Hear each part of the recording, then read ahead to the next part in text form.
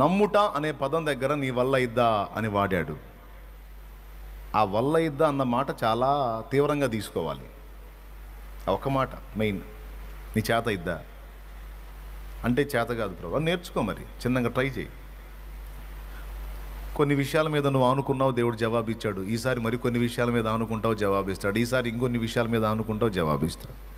అట్లా దేవుని మీద ఆధారపడి బ్రతకటం అనేది నేర్చుకోండర్రా అని చెప్తున్నాడు ఆయన. ఈరోజు నీకు అన్ని అందుబాటులో ఉన్నాయి, అన్ని సౌకర్యాలు ఉన్నాయి, హ్యాపీగా నడిచిపోతుంది. కానీ ఒక రోజు రాబోతుంది, అది నీకొస్తుందో నీ బిడ్డలకు వస్తుందో తెలియదు.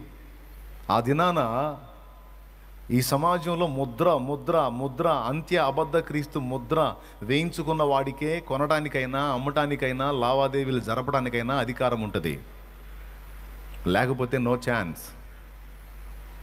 ఆ ముద్ర వేయించుకుంటేనేమో దేవుని కోపంలో పాలు పొందుతాడు, ముద్ర వేయించుకోకపోతేనేమో వాడు కోపగించుకొని ఫుడ్ లేకుండా చేస్తాడు. ఇది కథ అనుకోవద్దు, అక్షరాల నిజంగా భవిష్యత్తులో జరగబోతున్న ఘట్టం. ఒకవేళ మన టైంలో తప్పించుకున్న మన సంతానం, మన పిల్లల టైంలోనైనా తప్పకుండా అది ఎదురవుతుంది. ఎందుకంటే లేఖనం నిరర్ధకం కాదు, స్పష్టంగా చెప్పాడు.